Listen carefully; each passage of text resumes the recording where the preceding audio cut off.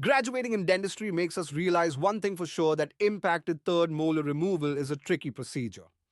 There are unique anatomy and potential complications which make them a challenge.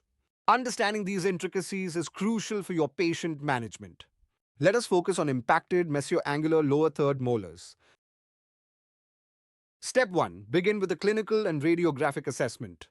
Thorough medical history is foremost part of planning the surgery.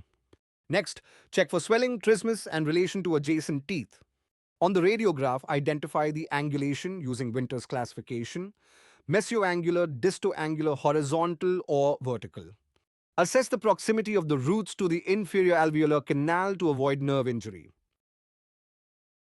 Step 2. Plan your surgical approach. Select the flap design that gives maximum visibility. The wards or triangular flap is commonly used. Calculate how much bone has to be removed.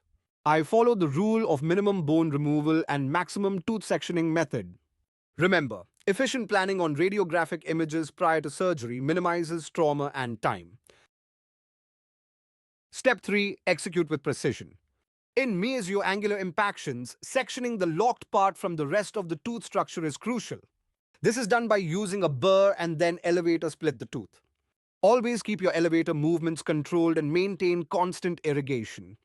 Pro tip: section before elevation for easier removal and less bone loss. Identify common mistakes during third molar removal, such as poor pre surgical planning, inadequate tooth sectioning and bone removal, and uncontrolled elevation force. These errors can lead to complications such as mandible fracture, nerve injuries, and even root fractures and dislodgement.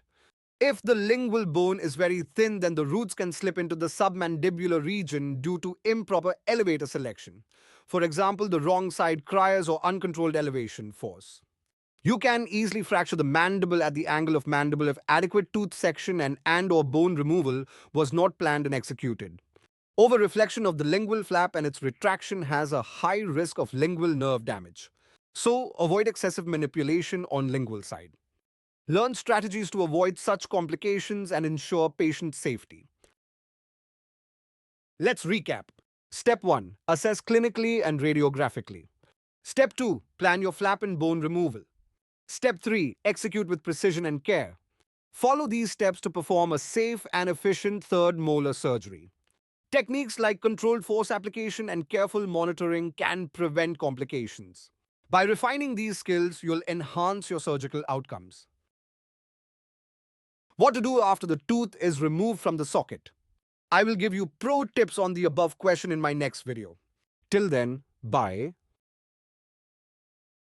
Start practicing these steps in your next clinical session. By honing these skills, you'll become proficient in third molar extractions. Let's continue this journey together and elevate your dental expertise.